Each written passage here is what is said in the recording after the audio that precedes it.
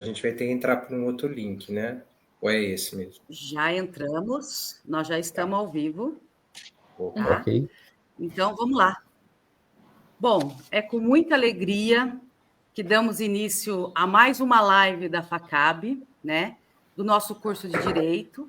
Mas lembrando que essa live é para todas as pessoas, porque ela tem a intenção de trazer a informação, né?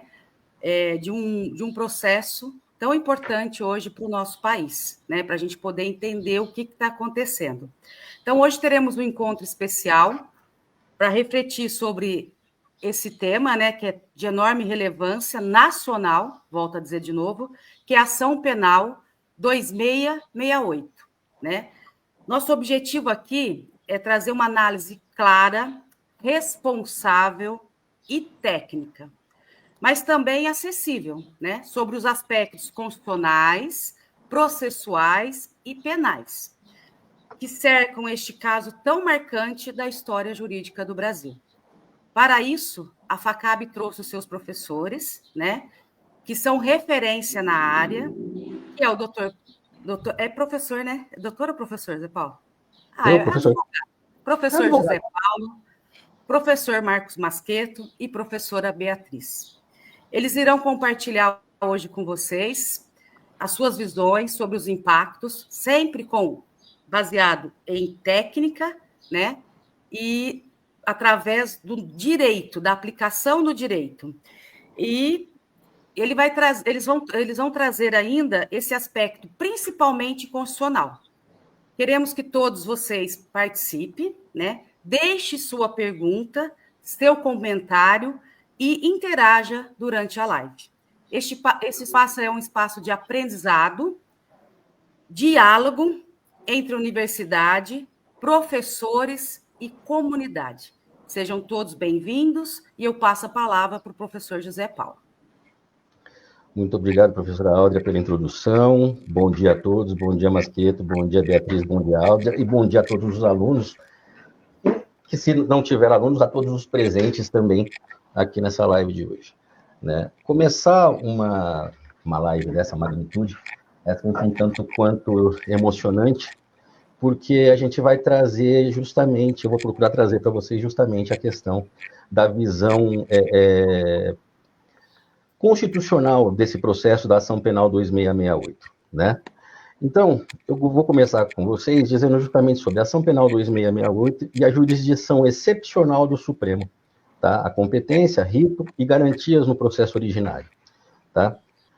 O que acontece? A gente está muito acostumado a ver o Supremo sempre como uma instância revisora, né? Uma instância de superposição que a gente chama processualmente falando, né?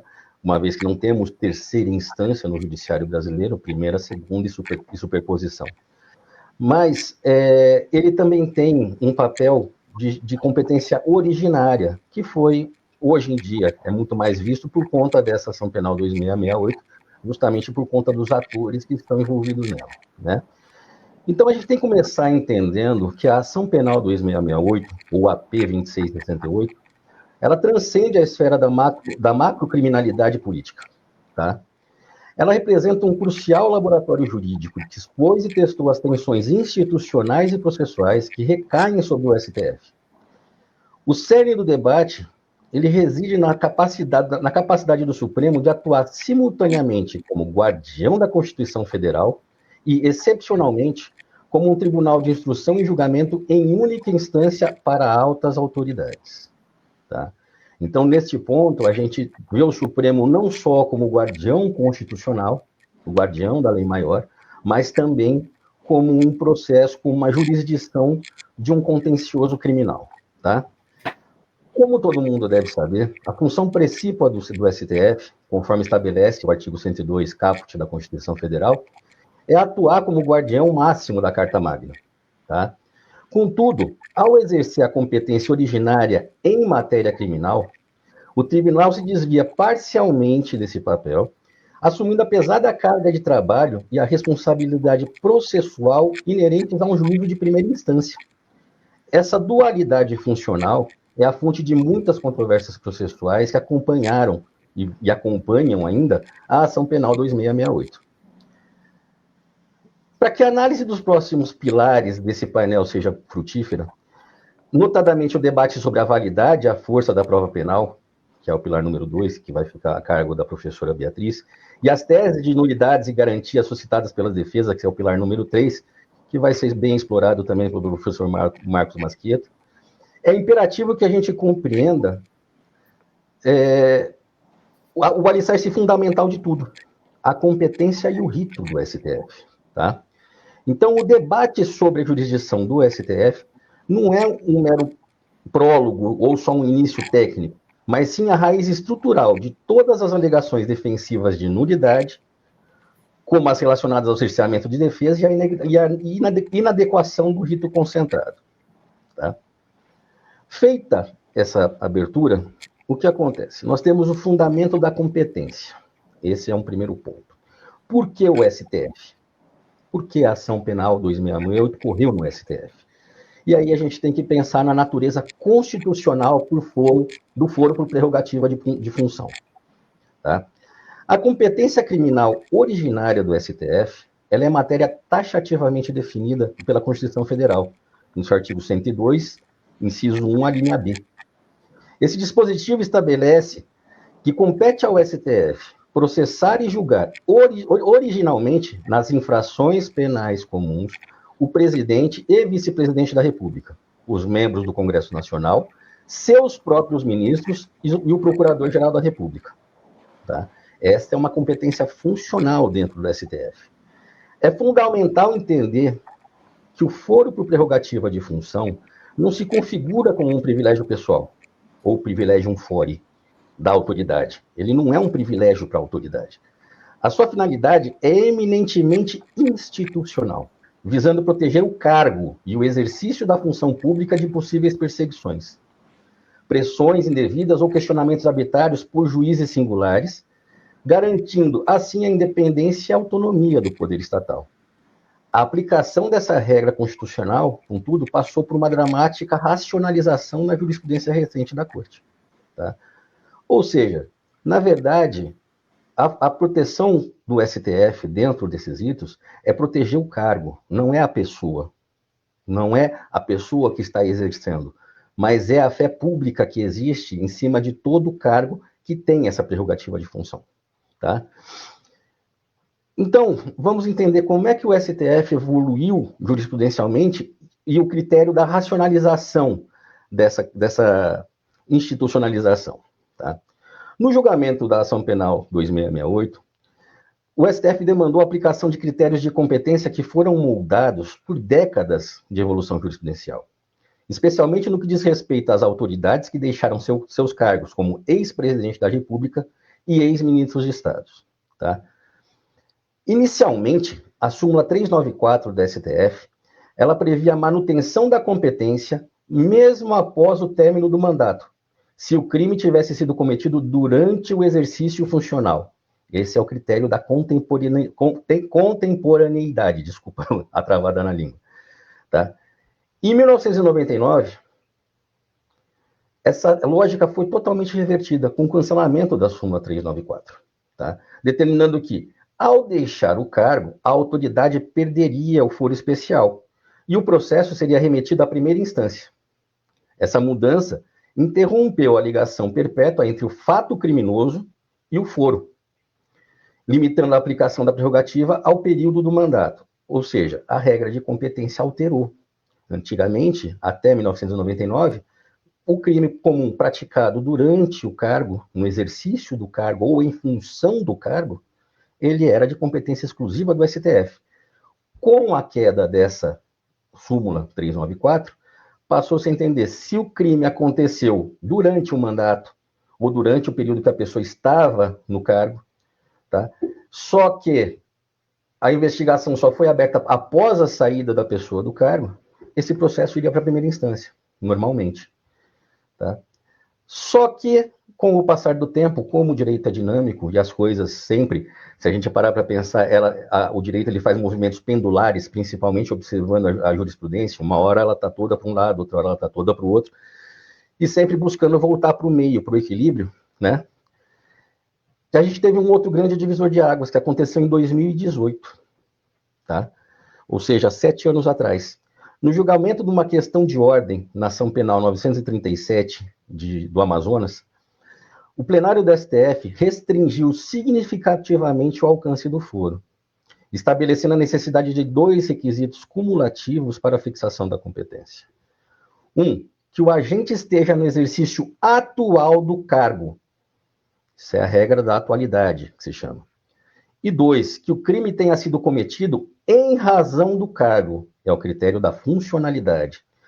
O objetivo era evitar que o foro fosse utilizado para proteger condutas pessoais ou pregressas desvinculadas da função pública. Tá? Então, o sujeito, para ser processado no STF, para ter essa prerrogativa, ele tinha que ter cometido o crime durante o exercício do cargo e ele tinha que estar exercendo o cargo. Fora isso, ele não seria processado. No entanto, em caso de grande repercussão, como o caso da ação penal 2668, o STF se viu na necessidade de reinterpretar em 2025, especificamente no julgamento do HC 232.627 do Distrito Federal. Nesse julgamento, em 2025, a Corte reafirmou a tese da importância do nexo entre o crime e a função para manter a competência, mesmo após a saída do cargo. Ou seja, se o ilícito foi praticado durante o exercício e em razão dele. No contexto da ação penal 2668, os crimes imputados ao núcleo duro, né, ou ao primeiro núcleo, como a abolição violenta do Estado Democrático de Direito ou o golpe de Estado, só poderiam ser perpetrados em virtude da posição hierárquica e do poder institucional exercido à época. Portanto, a permanência da competência do STF sobre ex-agentes decorreu da interpretação de que os crimes foram cometidos em razão e durante o exercício dos altos cargos, justificando o foro de forma excepcional para proteger o bem jurídico maior, que é a democracia e os poderes a ela inerentes. Tá? Dito isso, a gente vai passar agora para as especificidades da competência na ação penal 2668. Por que na turma e não no plenário? Tá? É uma questão que muita gente levanta. Por que essa diferença? Por que um processo dessa magnitude não foi julgado no plenário? E aí a gente tem que pensar um pouco que, no sentido de que, assim, muitas ações, só fazendo um pequeno desenho aqui do cenário, muitas ações criminais que transitavam no STF antigamente, elas prescreviam porque elas eram julgadas no pleno. Tá? No pleno são 11 ministros que você tem. Tá? O que acontece? O presidente não vota, só tem o voto de Minerva, aquele voto do desempate. Certo, presidente do STF. Se você parar para pensar, vamos pensar nos pedidos de vista. O pedido de vista hoje regulamentado dentro do STF, você tem 90 dias para devolver o processo em pauta. Então pegue 10 ministros em um processo e que cada um peça vista uma vez. Você tem um processo parado por 900 dias.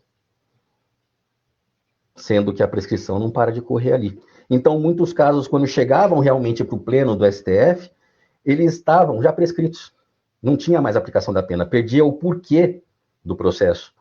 E com isso o Estado ficava manco, porque o Estado não tinha condição de repreender os próprios agentes políticos ou públicos que cometiam crimes por conta de uma burocracia ou uma tecnocracia dentro da legislação. Tá? Então, essa questão da competência na ação penal 2668, ela gerou debate interno sobre o órgão julgador competente, dentro do próprio STF. Tá? O que gerou a emenda regimental 59 de 2023, que foi publicada em dezembro de 2023, e promoveu uma reestruturação processual no STF, transferindo grande parte da competência penal, inquéritos e ações penais, para as turmas, e extinguindo a figura do revisor, tá? Porque existia isso. Para quem não sabe, todo tribunal ele trabalha com grupos de julgamento. Tá? No caso do STF, são sempre 5 julgadores por turma. Tá? No caso do TJ de São Paulo, você tem 7 desembargadores em cada Câmara e são sempre 3 que compõem a turma julgadora, que a gente chama. Tá? Você tem a figura do relator, que é aquele que vai elaborar o relatório e vai proferir o primeiro voto. E você teria, antigamente, você tinha o revisor e você tem o terceiro juiz, que a gente chama, é só chamar de terceiro juiz pro forma, porque seria um terceiro desembargador ou um terceiro ministro, para você ter a decisão por maioria ou por unanimidade. Tá? Então, com essa reestruturação, visou-se dar maior agilidade, maior celeridade nos processos penais de competência originária do STF. Tá? A ação penal 2668, por ser anterior a essa emenda e por envolver réus de alta envergadura institucional, manteve sua tramitação perante o plenário, num primeiro momento.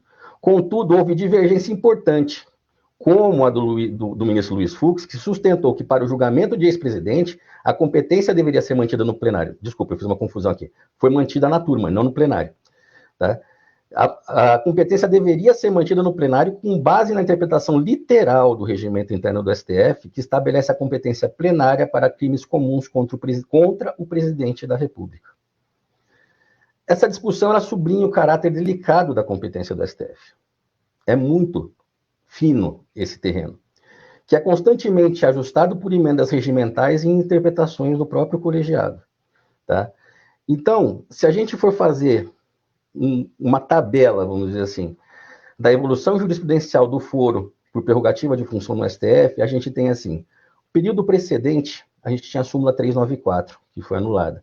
O critério de competência nessa época era a contemporaneidade, o crime na função independe da permanência no cargo. Cometeu o crime na função, continuava a competência do STF. O foco era a ação e o crime. E o impacto na ação penal 2668 é logicamente oposto ao critério da atualidade, tá? Mas relevante pela recente revitalização do nexo funcional, ou seja, a 2668, ela meio que ressuscitou essa súmula 394. O que acontece? Num próximo momento, a gente teve a ação penal 937, foi onde teve a questão de ordem, em 2018, onde se fixou o critério da atualidade, ou seja, o exercício presente e relação com o crime em razão da função. O objeto, aí no caso, o foco, era a função e o cargo. Na 2668, esse critério justificou o desmembramento de vários réus que não estavam mais no cargo ou cujos crimes não tinham nexo funcional. Nexo funcional é o nexo que existe entre a função e o crime cometido, independentemente do grau ou da posição hierárquica na função pública. E, para finalizar, a gente teve o HC 232-627 do Distrito Federal de 2025, onde tem uma reafirmação do nexo funcional, ou seja, a contemporaneidade, mesmo após a saída, se o crime foi cometido durante e em razão da função. No caso aqui, o foco é a função e o crime, tá? E, na ação penal 2668, a gente teve a manutenção da competência sobre o núcleo 1, que são ex-autoridades, para crimes relacionados à função, consolidando o julgamento no STF, tá? Então, gente, para que a gente possa entender a questão de como esse julgamento foi parar numa das turmas, a gente tem que entender o seguinte: o STF, apesar de ser um órgão onde você tem poucos julgadores, por assim dizer, você tem 11 julgadores, tá? Ele é composto, na verdade, de um plenário e 2 turmas, como todo tribunal é. Todo tribunal tem um plenário e várias turmas. Você pega no TJ de São Paulo, você não tem como colocar quase 500 desembargadores dentro de uma sala para decidir matérias que seriam de função do plenário. Então, você tem um órgão especial, tá? Que faz, às vezes, do plenário. Mas no STF você tem, sim, um plenário. O plenário é o órgão máximo, vamos dizer assim, do STF. Porque vai ser julgada a causa por todos os ministros do STF. As turmas são desmembramento. Então, em casos de menor importância, os processos são remetidos, menor importância, lógico, relativa, são remetidos para as turmas, para julgamento, tendo em vista a necessidade de agilidade, de economia de tempo processual. Tá? As turmas no STF são compostas sempre por 5 ministros. Mas o professor não falou que eram 11 ministros? Sim, só que o presidente não faz parte de nenhuma das turmas. O presidente do STF, enquanto presidente, no biênio que ele está como presidente, ele não tem competência de julgamento. Ele pode levar, sim, alguns casos de relatoria dele próprio para ele julgar, mas ele não participa mais das turmas, tá? Ficando a integridade dele reservada para o plenário, ok? Então, o que houve na 2668?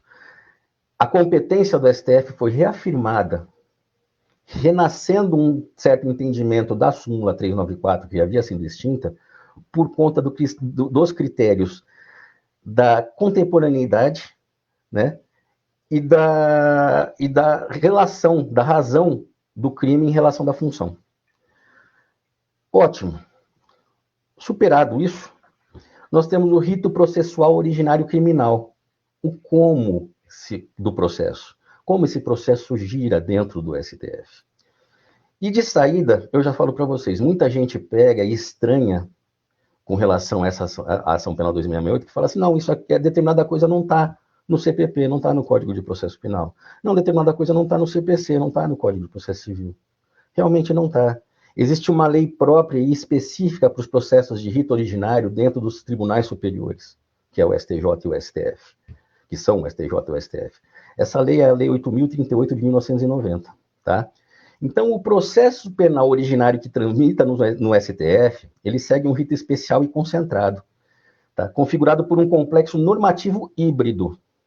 As fontes que regem essa tramitação incluem a Constituição Federal, como sempre, em todos os processos, a Lei 8.038 de 90, que estabelece normas específicas para processos originários no STF e STJ, o regimento interno do STF e, subsidiariamente, o Código de Processo Penal. O Código de Processo Penal vem no final. Tá? A combinação de todas essas fontes cria um rito sui generis, é um rito especial, um rito próprio dessas ações em tramitar. Tá? Concebido para conferir celeridade ao processamento das autoridades com foro. No entanto, sua aplicação em casos de alta complexidade e volume probatório, como é o caso da ação penal 2668, revela tensões com as garantias processuais. Por quê? Nós temos, de um lado, a necessidade de celeridade da punição e de aplicação da lei penal, e, do outro lado, a questão de você preservar as garantias fundamentais dos réus no processo. Tá? Então, vamos lá. As fases chaves no rito da ação penal 2668. A fase pré-processual, o inquérito. A fase de investigação, ou inquérito, ela é marcada por uma peculiaridade fundamental nos processos baseados na Lei 8.038 de 90. Embora conduzida materialmente pela Polícia Federal, ela opera sob estrita supervisão do ministro relator, que desde o início atua como juiz de garantias e instrução. O que muita gente falou que era ilegal não é, tem previsão legal desde 1990. Tá? O relator é o responsável por autorizar todas as diligências que restringem direitos fundamentais, como quebras de sigilos, busca e apreensões, e as mais que forem necessárias para a investigação. Tá? Uma vez concluído o inquérito, a gente tem o oferecimento e o recebimento da denúncia. Tá? O início formal da ação penal se dá com o oferecimento da denúncia pela Procuradoria-Geral da República.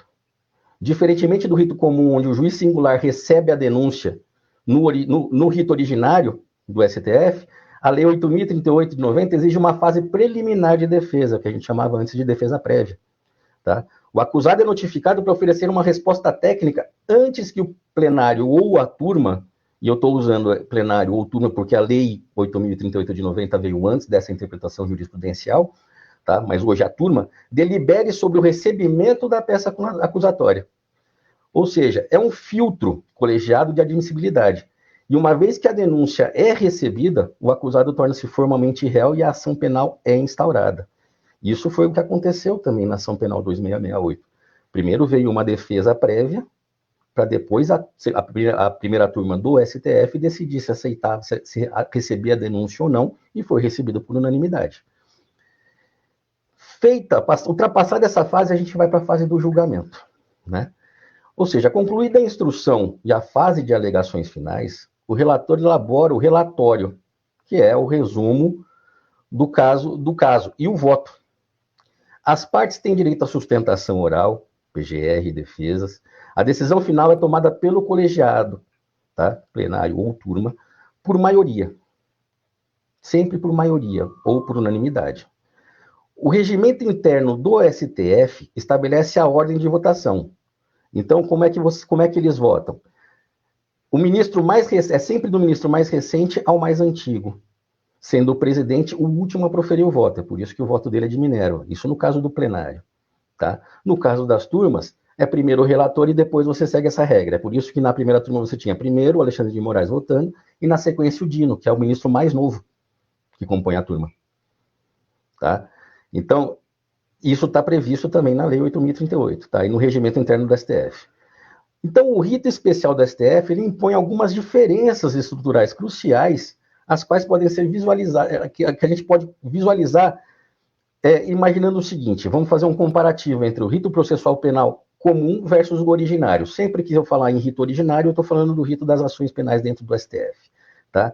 Então, na fase processual, o inquérito, no rito comum, primeira instância, o juiz supervisiona, o MP requisita diligências. No rito originário do STF, a PGR e a PF age sob supervisão direta do ministro relator, com previsão na Lei 8.038. As implicações que isso traz é uma maior concentração de funções na mão do relator. Ele é, sim, judicante e garantidor. Tá? Ainda na fase processual, o recebimento da denúncia. No rito comum, a gente tem a decisão monocrática do juiz. No rito originário, a gente tem a decisão colegiada, que é do plenário ou da turma. A implicação estrutural disso, maior peso político-institucional no marco inicial da ação da pena. Porque você tem um grupo de ministros que estão julgando, e não um só. Na instrução, o juiz de primeira instância, no processo comum, ele tem o critério da presencialidade e da celeridade local. No rito originário, o ministro relator conduz, podendo delegar um juiz auxiliar. É por isso que a gente viu, em vários interrogatórios, juízes auxiliares realizando a instrução. Implicação técnica nisso é a dificuldade logística para a audiência e a gestão de volumes massivos de dados. Isso vai ser abordado com mais calma para frente. Figura do revisor. Inexiste no processo da primeira instância, no processo comum. No STF, foi extinta pela emenda regimental 59 de 2023. Qual é a consequência disso? Uma maior celeridade, mas menos filtros internos de revisão da instrução. Ou seja, você tem uma instrução mais livre, uma instrução mais ampla. Tá? E quando eu falo da instrução ampla, é lógico também respeitando as garantias de cada um dos réus, o contraditório e a ampla defesa. Tá? Então, entendido esse cenário, eu passo a abordar as peculiaridades processuais da ação penal 2668 e os pontos de integração que ela tem. A ação penal 2668 ela não se limitou a seguir o rito, ela o tensionou, revelando as dificuldades de aplicar um procedimento concentrado a um caso de macrocriminalidade que envolvia complexas relações de conexão, provas digitais volumosas e réus sem furo. O Código de Processo Penal, no artigo 76, estabelece que a conexão de crimes geralmente une todos os réus em um único processo, visando a economia processual e a coerência das decisões. No entanto, no âmbito do STF, a competência originária é reconhecidamente excepcional e, por princípio, não deve ser estendida de forma ilimitada para quem não detém foro. O desmembramento processual na ação penal 2668, separando o núcleo 1 com foro do vasto grupo de outros envolvidos, foi uma decisão estratégica para a racionalização da jurisdição, tornar mais fácil você entender todo o sistema. Manter todos os réus cuja conduta estivesse ligada apenas por conexão teria transformado o STF em um tribunal de primeira instância para centenas de pessoas.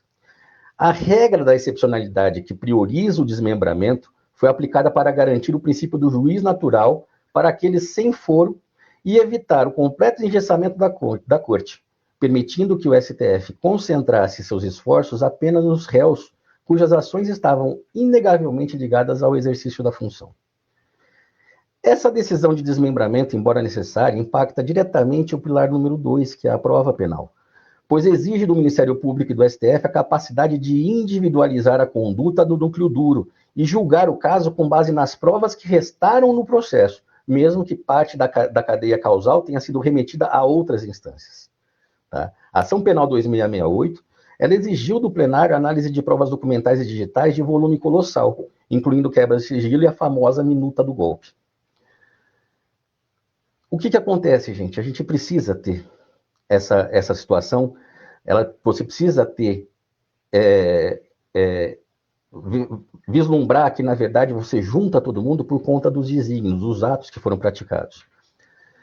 O principal ponto de integração entre a competência e o rito, que é isso que eu estou falando, as garantias constitucionais, reside na tese da nulidade do processamento de defesa, conhecida na doutrina moderna como document dumping, tá? Ou seja, o despejo de documentos. O rito concentrado do STF, desenhado pela celeridade da Lei 8.038, revelou-se insuficiente para lidar com a complexidade da investigação criminal moderna, caracterizada pela massiva coleta de dados digitais. A defesa alegou que a disponibilização de bilhões de páginas sem organização adequada e sem um prazo razoável para análise configurou uma violação material à ampla defesa e ao contraditório. O que acontece? Na verdade, a gente sabe que o artigo 41 do CPP, ele determina que a denúncia tem que ser feita especificando as condutas de cada um dos réus e mostrando as provas com relação a isso. E foi exatamente o que aconteceu na ação penal 2668. Então, muitos documentos ali não foram nem considerados para efeitos de denúncia e de condenação, mas só aqueles especificamente referenciados na acusação. Tá? O papel do STF como tribunal de única instância foi a mais alta exigência na valoração das provas. O ministro relator, em seu voto, ele reiterou que o sistema de justiça penal exige que a condenação só possa ocorrer se houver provas acima de qualquer dúvida razoável. A instrução originária no STF, incluindo interrogatórios diretos dos réus, como Mauro Cid e Augusto Heleno, conferiu aos ministros a função atípica de participar diretamente da produção probatória, o que ampliou o peso institucional do veredito. Tá?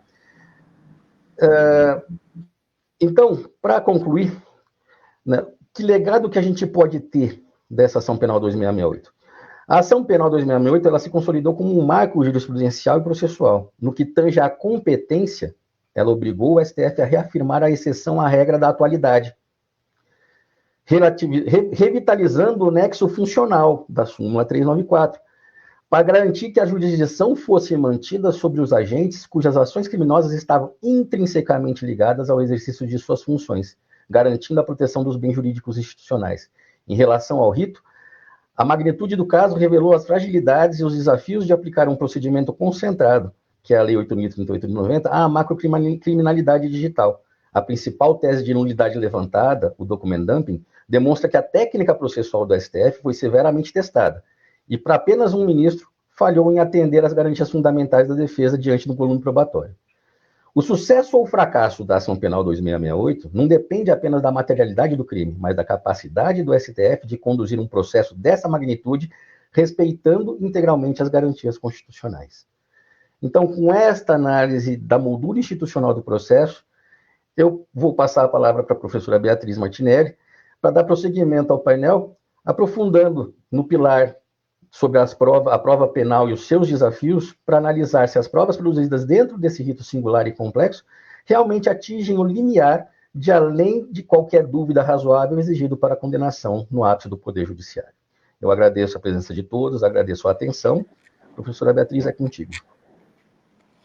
Bom dia a todos, é uma honra estar aqui nessa manhã com colegas tão competentes e para falar de um tema tão caro e atual, né?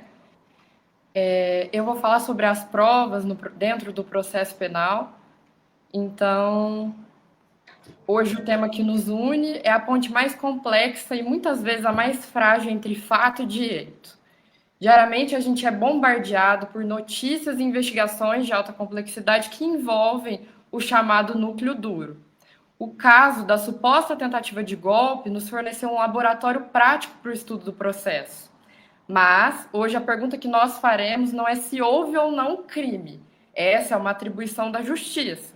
A nossa pergunta é qual o valor e a validade e o limite constitucional das provas que sustentam as acusações. Então, para falar disso, a gente tem que falar da colaboração premiada e a delação premiada. Qual que é a diferença de colaboração premiada e delação premiada? A colaboração premiada é um negócio jurídico entre o MP e o acusado ou o delegado e o acusado. Esse negócio jurídico exige a presença do advogado do acusado. Nunca pode ser proposto esse acordo sem a presença do advogado. A delação premiada é o ato de delatar.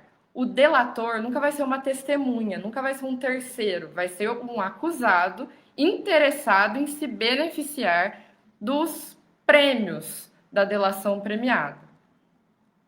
Quando a gente fala de delação premiada, a gente tem que entender que a delação não é uma prova. A delação é um meio de obtenção de prova. É como se a delação funcionasse como um mapa para a descoberta de um tesouro. Então, a delação vai conduzir à obtenção de prova. Vai conduzir se terá quebra de sigilo, se vai ter quebra de dados telemáticos. Então, ela vai conduzir essa busca pela prova. Nunca vai ser um meio de prova, sim um meio de obtenção de prova, porque ela dita o caminho, como é que a busca pela prova vai ser feita. Então, ela isoladamente não é o suficiente para levar a uma condenação. A prova no processo penal é o motor da justiça.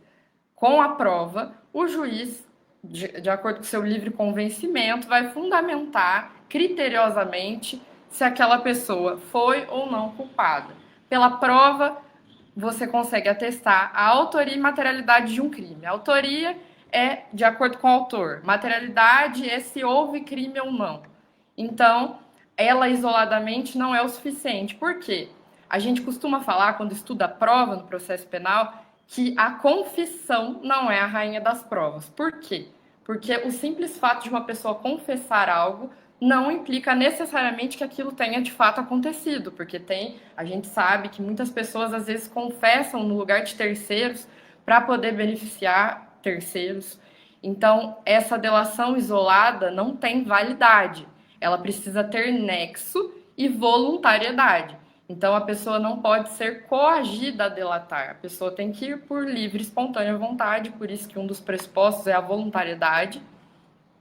E a questão de ter nexo, né? Não dá para ela chegar e falar sobre a hierarquia de uma organização criminosa, sobre divisão de tarefas, sem que faça sentido, tem que fazer sentido.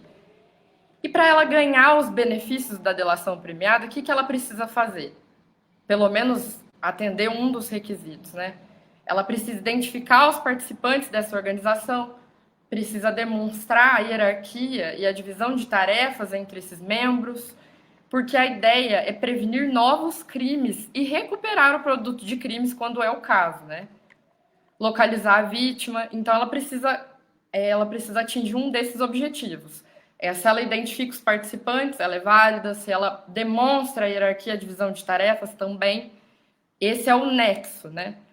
Era muito discutido se a delação premiada só era cabível em crimes envolvendo organização criminosa. Mas a gente tem um entendimento do STF de que não, que ela é cabível para crimes com concurso de pessoas. Então, se é um crime com concurso de pessoa, ela é cabível. E os benefícios da delação premiada, porque a gente fala delação premiada, porque a pessoa é beneficiada com alguns prêmios, né? Quais são os prêmios? A gente tem a extinção da punibilidade em alguns dos casos, a redução da pena, que foi o caso da ação penal 2668, e o perdão judicial, mas tudo isso vai depender da previsão específica que a gente vai encontrar, né? A delação premiada é um acordo que precisa ser formalizado, não é um simples testemunho que a pessoa vai lá e fala e dá nome aos bois, vulgarmente falando. Não, a delação premiada ela precisa ser uma negociação que depois vai ser homologada perante o juiz. O juiz precisa homologar essa delação premiada para garantir que ela foi feita de forma legal e que não houve coação. Se o juiz atesta que não houve coação, pronto, ela cumpriu o requisito dela de ser legal. Então, ela pode ser utilizada para meio de obtenção de provas posteriores.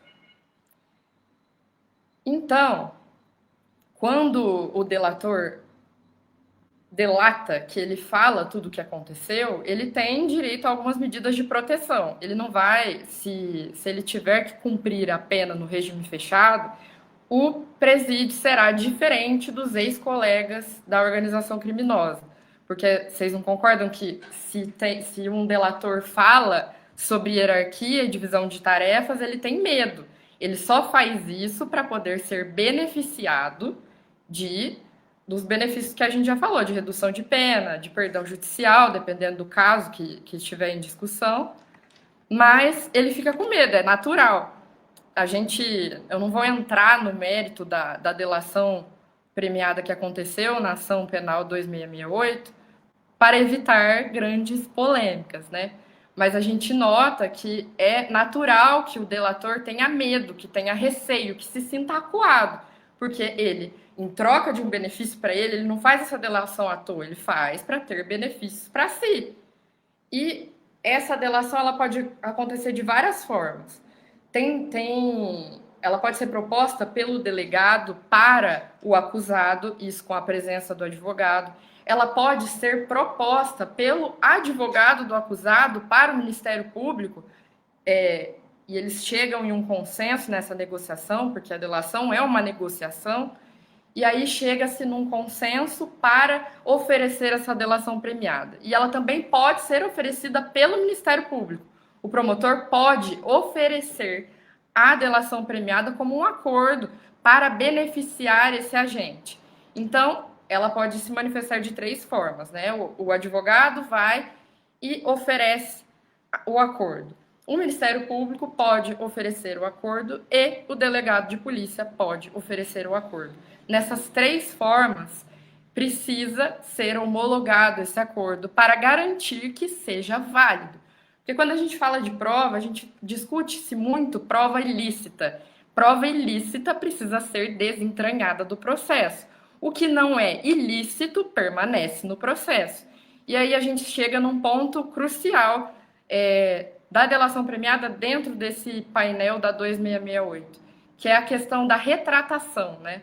Quando o delator opta por se retratar em sede de julgamento, ele pode voltar atrás do que ele falou em termos de mudar o depoimento dele. Sim, ele pode voltar atrás. Só que aí ele perde os benefícios dele, né, da delação premiada, mas a prova não é desentranhada dos autos porque ela não deriva de origem ilícita. Não tem como, a gente falou no início, de ser um mapa de um tesouro e a prova documental que é o tesouro.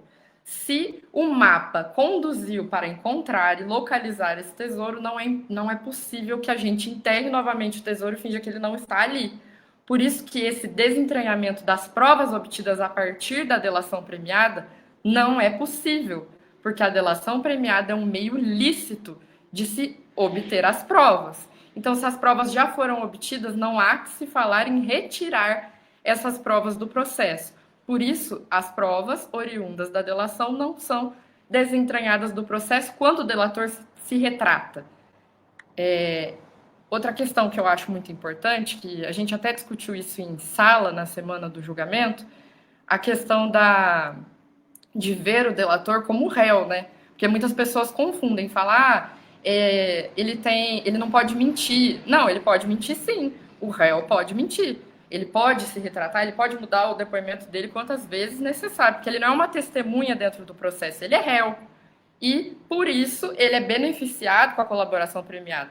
Não é porque, ele quis contar a verdade e aí ele está confessando. Não, ele está confessando para se beneficiar de prêmios. Por isso, delação premiada. Ele vai se beneficiar de prêmios com esse acordo. Por isso, isso é benéfico para ele, né? Vamos lá. Então, a exclusão da prova não é possível. Quando a gente fala de se retratar, ele pode sim se retratar, mas ele tem que estar ciente que ele perde os benefícios, né? Mas a prova, uma vez que ela vai para o processo, ela não sai do processo mais. Porque ela não é derivada de um ato ilícito, ela é lícita, já que foi homologada. E assim, encerro.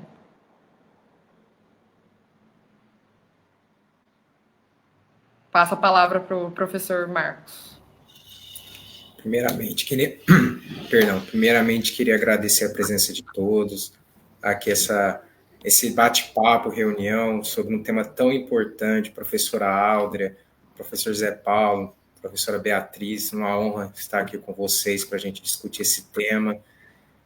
Como eu fiquei com a parte material, eu gostaria de falar um pouco sobre o fato. Eu sei que foi bem recorrente aí na mídia, mas eu gostaria de expor, né, que o fato ocorreu em 8 de janeiro de 2023, né, e as condutas ocorreram, né, resumidamente, após as eleições de 2022, com a invasão, né, de uma multidão ao Congresso Nacional, em Brasília, cometendo vários vandalismos, né, depredação do patrimônio público, né, e com o intento aí de derrubar o então presidente da República eleito democraticamente, né. Então resumidamente, foram esses os fatos aí que ocorreram, aí que surgiu toda essa ação penal aí que nós estamos comentando, né? O professor Zé Paulo, ele falou da questão do núcleo duro, né? O núcleo duro é justamente formado pelas autoridades que foram denunciadas por esses fatos, né? E como bem dito por ele, houve esse desmembramento do STF, justamente em razão da prerrogativa de função, como ele bem explicou aí para nós, né?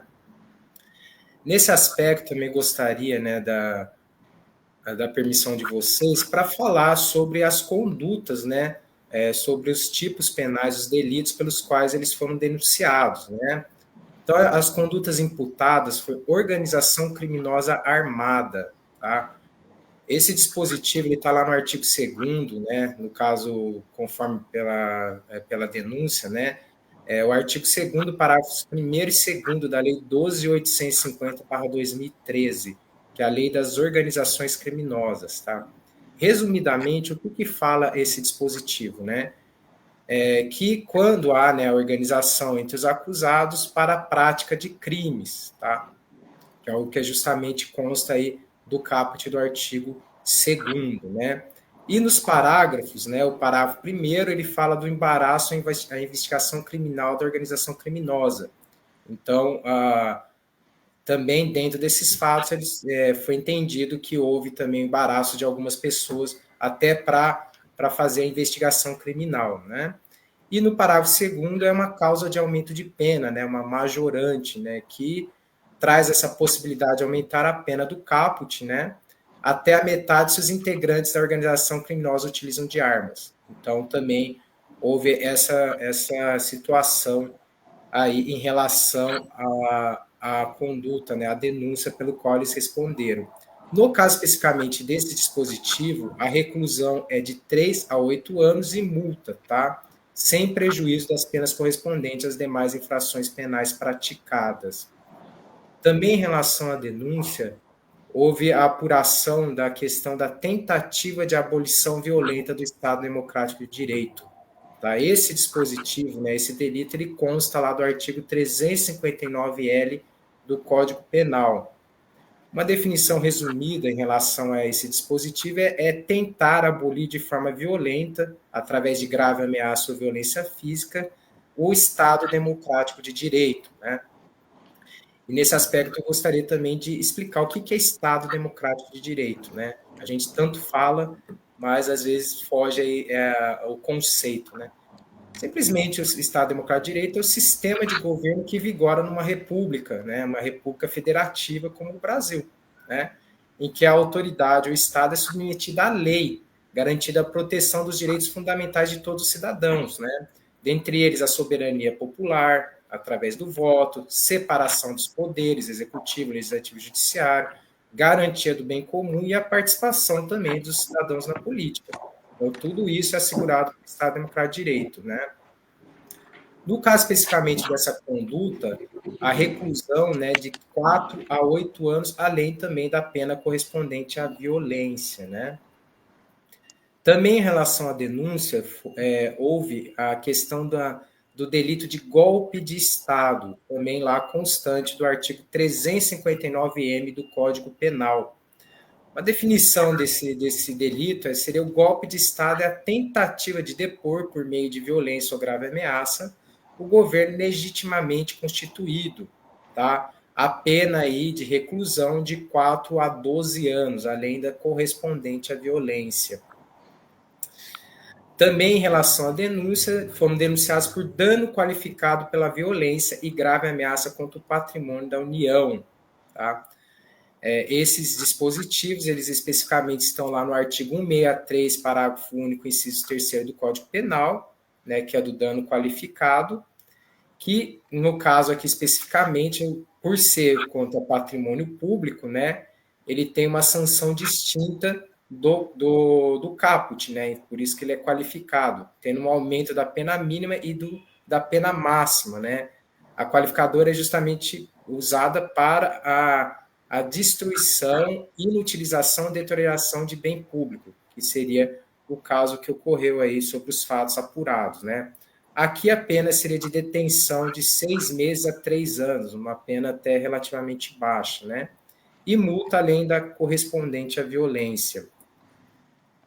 Por fim, a deterioração de patrimônio público e tombado. Então, também aí nessa invasão houve a destruição e deterioração de alguns bens públicos, né, e tombados, né? No caso aqui, a proteção está no artigo 62, inciso 1º, da Lei 9.605 de 98, da Lei de Crimes Ambientais. Aqui uma definição, o tipo penal dispõe sobre a destruição, inutilização ou deterioração de bem especialmente protegido por lei, ou ato administrativo ou decisão judicial, como no caso de patrimônio tombado.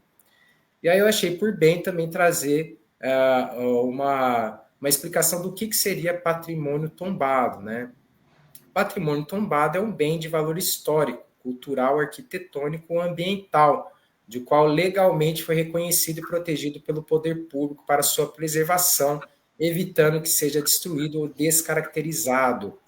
Aqui, no caso, a pena de reclusão de 1 a 3 anos e multa. Então, na maior parte da denúncia, né, dos acusados, constou todos esses dispositivos legais, né? Então, às vezes, as pessoas se surpreenderam pela quantidade da pena, mas se percebam que são vários os delitos cometidos sobre esse fato, né? E no caso aqui a gente fala que há o concurso material, né?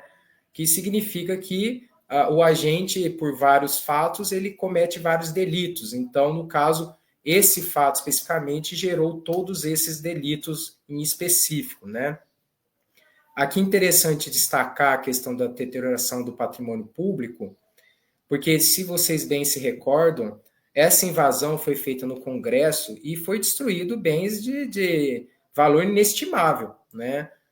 Bens ali que estão ali no Congresso desde ali da sua instauração. Então, de repente, nem sendo possível a sua mensuração econômica e nem a sua substituição, né? Então, a gravidade também se deu em relação a essa questão, né? Especificamente em relação à conduta, né, seria isso, né, a conduta e os delitos pelos quais os acusados responderam. De forma a ficar mais célere a questão, né, como a gente viu, são vários os acusados por esse delito aí, né, por esse fato, né, ocorrido em 8 de janeiro. Mas eu vou pegar um caso específico aqui de um dos condenados, tá? Só para vocês entenderem como é que se deu aí a condenação, né? Então, depois de todo o procedimento, como bem explicado aí pelo professor Zé Paulo, pela professora Beatriz, né? Da delação premiada, de todos o sopesado, tudo que ocorreu durante o processo, né? Um dos réus, né, os réus, né, melhor dizendo, eles foram condenados por todos esses delitos, né? Então, relembrando, né, pelos crimes de tentativa de abolição violenta do Estado Democrático de Direito, golpe de Estado, participação em organização criminosa armada, dano qualificado, né, pelo patrimônio público e deterioração de patrimônio tombado, né? Então, foram todos esses aí os delitos pelos quais eles responderam. No caso do núcleo duro que nós estávamos comentando, né, foram 7 os réus condenados, né, tendo como a maior pena a de 27 anos e 3 meses de prisão, mais 376 mil de multa, né? Então, aí uma pena bem elevada, né? Como foi suscitado, né, a questão, né, gerou, né, perante a defesa dos seus advogados, algumas teses defensivas, né? O professor Zé Paulo nos adiantou algumas, né, mas eu gostaria de relembrar aqui, né, ou pontuar algumas das mais importantes, né? Então, a alegação de cerceamento de defesa. Quando a gente fala de cerceamento de defesa, quer dizer que os advogados entenderam que não houve não foi possibilitado, né, o devido processo legal e toda a possibilidade da produção de provas necessárias, né? Dentre essa alegação do cerceamento de defesa, existiam alguns pontos, alguns argumentos que foram levantados, né? Prazo e acesso aos autos. O professor Zé Paulo nos adiantou, né, que nesse caso especificamente, né, foi suscitada a questão do volume, né, o volume de dados, né? No caso do processo, chegou a ser dezenas de terabytes, né? Então, e também a defesa falou que não houve tempo suficiente, né, de analisar tudo isso, né, o que dificultou o acesso integral e material à elaboração dos argumentos. Por isso, o cerceamento de defesa, né? A gravação de acareação, né? Só para a gente entender o que é uma acareação, né? Quando a gente tem o depoimento de testemunhas, quando há uma contradição entre o que uma testemunha falou em relação à outra, é pedido a acareação. O que é a acareação na prática, né?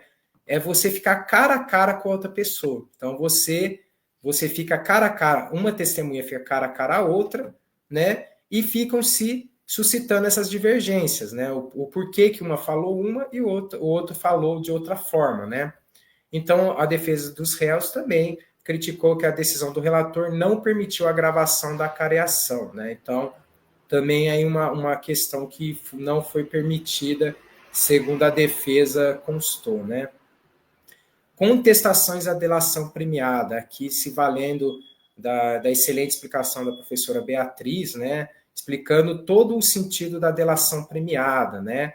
Que, na verdade, não é um benefício que é dado simplesmente sem nenhum critério, né? A professora explicou muito bem que existem os critérios legais e ainda tem que ser homologado, né, pelo juízo em razão desses critérios, né? Então, a questão da delação premiada foi questionada da forma como se teve, né? Mas, como nós bem falamos aqui, não vamos entrar em minúcias quanto à questão do mérito de tudo, mas a questão processual foi seguido, sim, os passos que eram necessários à delação premiada, né? Vícios e falta de voluntariedade, né? Então, a defesa de um dos réus apontou supostos vícios na delação premiada, né? Incluindo a ausência inicial do Ministério Público na negociação, como bem nos disse a professora Beatriz, a delação premiada trata-se de uma negociação entre o Ministério Público e os acusados, né? E a suspeita de que o delator se sentiu coagido sob a suspeita de mensagens adulteradas, né? Então, novamente, havia essa questão de que poderia haver uma suposta aí, coação do delator, né, que gerou aí essa delação, né? Contradições e falta de provas, né? Então, a defesa também questionou a credibilidade do delator, né, afirmando que ele mudou a versão dos fatos 7 vezes e que não se lembrava dos detalhes importantes. O argumento é que não há provas suficientes além do seu próprio relato. Perfeitamente explicado pela professora Beatriz também, né? O réu, né, o acusado, ele não tem necessidade de falar a verdade, não temos no Brasil o crime de perjúrio, né? Então, nesse aspecto, pode ser mudada a versão quantas vezes quiser, né? E, como também muito bem explicado pela professora Beatriz, a partir do momento que essa prova é válida dentro dos autos, mesmo havendo modificação do discurso, a prova continua, não é uma prova ilícita e ela é considerada. Então, essa explicação foi muito importante até para entender, né, o que foi pedido pela defesa e o que realmente ocorreu no fato, né? Inconsistência das provas e atipicidade da conduta, né? Então, também, como também o professor Zé Paulo nos adiantou, né, houve também a suscitação de que não haviam provas suficientes para sustentar a denúncia contra os acusados, né? E quando a gente fala do direito penal, né, nós temos que a questão de que a prova ela tem que ser consistente e convincente para dar a justa causa do processo penal, né? O que significa a justa causa do processo penal? O que diz respeito à materialidade e à autoria do delito, né? E como bem explicado também pela professora Beatriz e pelo professor Zé Paulo, né? A questão da prova, né, em si, ela tem um peso muito importante no processo penal, mas não podemos nos esquecer, né, de dois princípios importantíssimos quando a gente fala de matéria criminal, que é o princípio do indúbio pro réu, né, que no caso da dúvida, né, então se não há uma prova consistente e determinante sobre o fato, obrigatoriamente o acusado ele tem que ser absolvido daquela acusação, né? E também o princípio da presunção da inocência, né? A presunção da inocência diz que todos somos inocentes até que se prove ao contrário, né? Então, constitucionalmente falando, todo mundo que sofre uma denúncia tem o direito ao devido processo legal e tem o direito à sua defesa, né? Então, tudo isso tem que ser respeitado justamente para assegurar que não haja uma condenação sem a devida análise de todos os fatos, né? E quando diz da atipicidade da conduta, também é importante dizer, né? Quando se fala no direito atipicidade, é que diz que as condutas não dizem respeito aos seus tipos penais, né? Então, significa o que ocorreu de fato não se enquadra em nenhum tipo penal, né? Então, não se enquadra no delito pelo qual eles foram denunciados, tá? Isso tudo aqui tá teses da defesa, né? Contexto individual. As defesas de alguns réus buscaram demonstrar a tipicidade de suas condutas e a falta de nexo de causalidade entre suas ações e os resultados dos eventos. Perfeitamente também explicado aí pelo professor Zé Paulo, em relação a suscitar que os eventos ocorreram independentemente da atuação dos acusados, né? O que também foi desmistificado durante todo aí o processo que foi feito, né? Provas manipuladas, né? Então, a defesa também de um dos acusados alegou que a Polícia Federal manipulou anotações da agenda pessoal do réu para criar uma narrativa artificial sobre a sua participação nos fatos. Também uma situação isolada que foi muito bem também explorada aí pelos ministros e rebatido também nesse julgamento, né? Negação de protagonismo, né? Um dos acusados negou qualquer vínculo e articulação aos golpistas, os atos em si, a operação chamada Punhal Verde e Amarelo ou ações de espionagem. Então, também houve essa suscitação, essa argumentação de que não houve, a situação ocorreria independentemente da atuação desses acusados, né? Mas é importante dizer, né, até pelos tipos penais pelos quais a denúncia foi baseada, de que a maior parte ali das condutas são condutas que dizem respeito ao Estado Democrático de Direito. E quando a gente fala do Estado Democrático de Direito, né, é muito comum que essas atribuições sejam feitas a autoridades, né? Não é qualquer pessoa que tem o poder, né, de derrubar um Estado Democrático de Direito, né? Distanciamento do golpe, né? Então, diversas defesas também tentaram afastar seus clientes das ideias do golpe, novamente, né? Falando que o golpe existiu independentemente da função deles, né? Violação do princípio da presunção da inocência, né? Então, também já expliquei anteriormente, né? Então, alguns dos acusados entenderam que foram culpados antes mesmo do devido processo legal, né? E, por fim, crítica à pena, né? Então, a defesa de alguns réus argumentou que a condenação pelos crimes trouxe uma pena que não era condizente, tá? E, pessoal, novamente, aqui, para fins de argumentação, estamos falando só da parte técnica. Não estamos aqui para fazer a defesa de ninguém, não fomos contratados para isso, mas eu acho interessante, sim, a gente levantar essas questões justamente para a gente fazer esse debate, né? Que é tão no direito, né? Principalmente quando a gente atribui qualquer situação, né?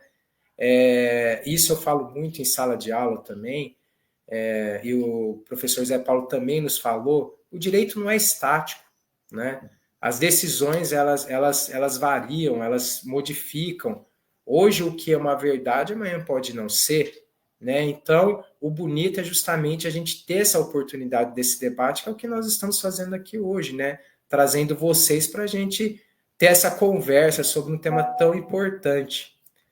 Pessoal, eu fiz bem sucinto mesmo, porque eu gostaria de abrir aí a possibilidade da gente discutir em conjunto aí sobre essas questões. Eu acho que é um tema muito relevante. Infelizmente, ele foi muito deturbado pela mídia, né? E eu acho que o nosso papel aqui, mesmo que minimamente, é tentar esclarecer, pelo menos do ponto jurídico, né? Do ponto legal, de como se teve toda a situação e de que sim, foram respeitados o devido processo legal e que toda a situação correu conforme se precisava ser feito, né? Mas, infelizmente, a questão, às vezes, da visibilidade traz uma falsa percepção. E também isso é uma coisa que eu sempre falo para os meus alunos, né? Que nós como estudantes, né? Nós somos eternos estudantes de direito, né? Nós temos que ter uma visão técnica. Não podemos cair no raso. É muito fácil a gente apontar, falar que está errado, que não ocorreu da forma correta, mas não analisar. Não nos cabe isso. Não nos cabe mais isso. A partir do momento que a gente se compromete a fazer uma faculdade de direito, a gente ingressa na área do direito, nos tornamos profissionais que vivem do direito, nós não podemos ter essa visão rasa, né? Não podemos ter, e principalmente não podemos nos envolver somente por questões pessoais. A gente tem que analisar o contexto de tudo. E isso que é muito importante. Então, essa live, eu acredito, eu falo por todos, né, até com respeito, que o principal objetivo é justamente isso, né, esclarecer esses fatos de forma que a gente possa ter um debate saudável sobre a questão do direito, que é o que nos interessa aqui. Pessoal, eu agradeço, viu, a oportunidade e eu fico aí à disposição. Opa! Posso pedir uma parte para você, Vasqueta? Claro, deve. Então, tá bom. Primeiramente, parabéns pela sua exposição, achei muito boa, muito completa. E complementando isso que você falou, é aquela história. Na verdade, uma faculdade de Direito, a gente não está falando, acho que só para alunos de Direito aqui também, existe um público diversificado. Então, eu acho que assim, a gente tem que aprender uma coisa que, com o passar dos tempos, foi sendo perdida, que é o pensamento crítico, né? Que é a filosofia, né? A lei, ela é a lei independentemente de quem seja, ou de quem não é, ou de quem foi, ou de quem será. A lei, ela é uma letra fria, poeticamente falando, né?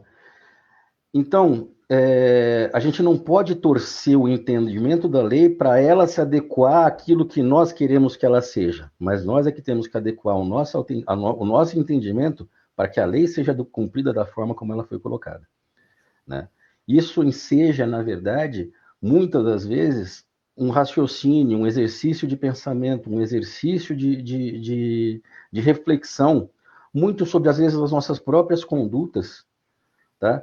Lembrando que, para nós particulares, é permitido fazer tudo aquilo que a lei não proíbe, tá? Mas isso não nos dá o direito de, se a lei contraria, eu não respeito essa lei porque ela é contra a minha vontade. Então, justamente indo em uníssono a você, é aquela história, né? A partir do momento que nós tivemos a construção do contrato social por Rousseau, né? Dizendo que, para se ter um Estado equilibrado, cada cidadão deixa uma parte do seu poder de autotutela e passa para o Estado, é o Estado que passa a coordenar toda essa situação e a gente vai cumprir a lei da forma como a lei é colocada. porque isso é democracia. Isso é você viver dentro da vontade da maioria, respeitando a vontade da maioria, ainda que não te satisfaça. Assim como um dia que a situação se inverter, a maioria, que era a maioria que se torne minoria, também respeite da mesma forma, mas sem necessariamente que você tenha que mexer na lei. Tá? Obrigado pela parte. Vou fazer mais até uma réplica aqui, né? Vamos fazer vamos essa dinâmica aí. Eu virei o Flávio Dino agora, vamos lá. Não, é interessantíssimo isso. Eu também, dentro da parte material, eu sempre comento com os alunos. A lei, ela é feita de uma forma genérica, ela tem que abranger tudo. Uhum. E quando a gente trata de uma questão criminal, a gente está questão de um caso prático. Tem os detalhes necessários de cada questão. Então, isso demanda uma interpretação do julgador subjetiva. Claro. E nisso daí é que o direito ele abrange essas várias interpretações que nós temos, justamente para tentar trazer aquele caso à adequação da norma. Porque a norma, ao momento que ela é genérica, ela, claro que ela não vai atender a todos os casos especificamente nas suas minúcias. Isso vai ficar a cargo do julgador. Ele que vai ter que analisar dentro daquela conduta o que é pertinente dentro da adequação na norma, né? E perfeitamente, o que o professor destacou em relação a que nós não temos a questão de discutir uma norma vigente, é claro, a partir do momento que nós temos os nossos representantes legais, nós temos sim o poder de tentar modificar uma legislação que até então não mais ela tem aquela função social que ela tinha outrora, né? Tentando modificar essa letra lei, como por vezes é feito, né? Mas isso tem todo o processo legal, né? O processo legislativo. Não podemos cortar caminho, né? Não podemos simplesmente falar, eu não gosto dessa lei e simplesmente eu não vou cumprir. Porque aí, de vez de nós sermos bons cidadãos, estaremos indo contra a lei, né? O que não nos é permitido e a gente vai sofrer as punições legais sobre esse aspecto. Excelente. Concordo, e só agora, eu falei que eu virei Flávio Dino, eu vou fazer só mais uma colocação para a gente partir para as perguntas, né? Porque senão a gente não responde as perguntas também. Mas é aquela história, Piero Calamandrei, né, quando escreveu Eles, os Juízes, visto por um advogado, ele coloca lá, né, e isso é um axioma do direito. O juiz ele é imparcial até a hora que ele profere a sentença. Né? Uma sentença no cível, ele é imparcial até a hora que ele profere a sentença. No criminal, ele é imparcial até a hora que ele profere a sentença. Né? Porque vai ter um juízo de valoração próprio. A gente não pode esquecer que a equidade é uma das fontes do julgamento. Ela não pode ser superior à lei. Mas a experiência própria do juízo também conta como parte da fundamentação das sentenças. Né? Então, a imparcialidade realmente ela vai residir até o momento da prolação da sentença. Né? Porque se o juiz julgar procedente a demanda, para o réu o juiz é injusto. Para o autor o juiz é o mais justo. Se ele julga improcedente a demanda, para o réu o juiz é justo, para o autor é injusto. E isso é aquela eterna insatisfação humana de não se conformar com aquilo que nos contraria. Pronto, parei, gente. Vamos para as perguntas. Bom, então vamos lá. Eu tenho uma pergunta aqui que diz o seguinte: como a delação premiada ajuda a justiça a descobrir crimes? Isso é para os três. Quem quiser responder, fica à vontade. Eu vou dar para a Beatriz, ela começa. Justo. Como o delator é um participante da organização, ninguém melhor do que ele para saber os detalhes de como tudo aconteceu, da dinâmica, como que essas reuniões aconteciam, se tinha um grupo de WhatsApp, por exemplo, que hoje é tão comum, se tinha alguma minuta, se tinha algum documento. Ninguém melhor do que um membro da organização para dar detalhes sobre o crime. Então, ajuda a elucidar. Talvez a polícia não teria essa habilidade de saber os detalhes porque não está dentro da organização criminosa. Então, o delator ajuda a elucidar esses fatos, a abrir os caminhos. Por isso, um mapa. Por isso que a gente fala que é um mapa para obter a prova. Que a prova seria os elementos, os dados telemáticos, os grupos de WhatsApp, as minutas. Isso é a prova e não a delação em si. A delação é só um caminho. Então, ajuda a descobrir coisas. É por isso que ajuda a justiça. Posso fazer uma inserção de Flávio Dino Pode. nessa história? Claro. Eu estou me sentindo Flávio Dino, desculpa, mas vamos lá. O lance é o seguinte, o que acontece? Eu acho interessante a gente também colocar, para todo mundo que está vendo, da onde veio esse Instituto da Delação Premiada, como muito bem explicado pela professora Beatriz, né, nessa resposta, eu acho interessante a gente conhecer um pouco a história dos institutos. Vamos lembrar que o direito penal brasileiro, ele tem base muito aproximada do direito latino, do direito romano-germânico, tá?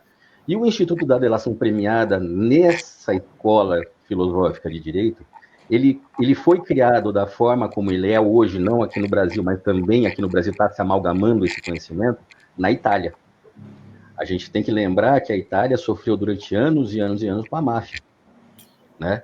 E descobriram que a melhor forma de se conseguir tentar acabar com a máfia era justamente pegando partícipes do crime que delatassem outros para se investigar e se fazer, né? Se chegar ao cabeça daquela organização criminosa. A máfia ainda existe? Existe, mas não tem mais a mesma força que ela tinha antigamente na Itália, né? É o mesmo intuito da lei brasileira. Tanto é que as provas obtidas através desse mapa, como muito bem dito pela professora Beatriz, existe dentro do processo penal que a delação se torna esse mapa, as provas elas são autônomas à delação. É óbvio que você tem que guardar uma conexão entre a delação e as provas, né? Não pode ser fortuito. O delator vai lá, fala qualquer coisa e a polícia acha uma coisa totalmente diferente. A delação tem que liderar, ela tem que indicar, ela tem que ser um mapa, né? Então, é sempre bom a gente saber um pouquinho dos institutos para poder entender o que está acontecendo na macro situação. Porque o que sai da macro situação muitas vezes a nossa percepção ela é baseada naquilo que nos é falado e não naquilo que a gente leu, não naquilo que a gente procurou, não naquilo que a gente pesquisou. Ter opinião baseada na opinião do que o outro falou, tranquilo. Mas sempre que você tiver que dar uma opinião baseada sobre fatos e existem documentos, primeiro vai se inteirar efetivamente do que está acontecendo, ouça todos os envolvidos para depois você dar a sua opinião. Eu tenho mais uma... Eu gostaria só de uma parte sobre essa questão, porque ela falou qual que era a importância da delação premiada em relação a descobrir crimes. É justamente a questão da organização criminosa, como é uma reunião para cometer vários crimes, a partir da delação premiada pode-se abrir, como bem disse a professora Beatriz, um mapa para se descobrir como funcionava essa operação e, como bem disse o professor Zé Paulo, para se chegar ao mandante. Porque o objetivo principal é você acabar com aquela situação, com aquela situação que está ocorrendo. Então, a gente fala, né? Quando a gente vai matar uma árvore, né? Desculpa a comparação, não adianta você cortar um galho. Se você não cortar a raiz, a árvore vai estar lá ainda. Então, na verdade, isso daí é para você chegar ao ponto de evitar que aquela situação se repita, né? Justamente um dos princípios até do direito penal, né? Que não é só simplesmente a punição, mas evitar que os crimes ocorram novamente, né? E esse exemplo da máfia é muito perfeito, porque a máfia ela era tão instituída na Itália, né? A Cosa Nostra, né? Como é conhecido, que as pessoas se sentiam intimidadas, como bem a professora Beatriz falou, porque a delação premiada é uma situação muito, muito peculiar, porque a pessoa que está delatando, ela também corre um risco tremendo, porque todos os demais vão vir em cima dela, né? Então, é uma coisa importante, por isso que a lei traz, às vezes, a visão das pessoas, benefícios ao delator, mas, na verdade, isso daí é uma forma de você chegar à resolução do problema, né? Então, eu acho que é muito importante, sim. Obrigado aí, vamos continuar aí. Bom, nós temos uma questão aqui da aluna da UNAI. Ela fala assim, ó, queridos professores, é bem provocativa. Gostaria de saber de cada um de vocês o que vocês, como advogados de defesa, fariam de diferente neste caso. Bom, aí eu joguei a bomba para cada um aí, já que vocês estudaram, leram, analisaram esse processo. como é que a gente pode pensar como advogado? Será que teria alguma coisa a ser feita?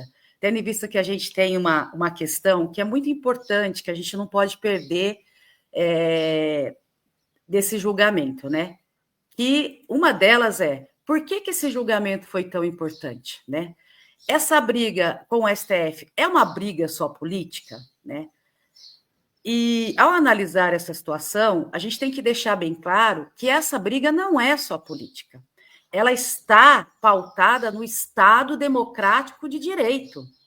E ela estando pautada no Estado Democrático de Direito, nós temos aí o quê? A nossa Constituição Federal, que ela serve para o Zé da esquina, para o presidente, ela serve para o professor, ela serve para toda a população. E é isso que a gente tem que entender, que nós estamos protegendo a nossa Constituição Federal.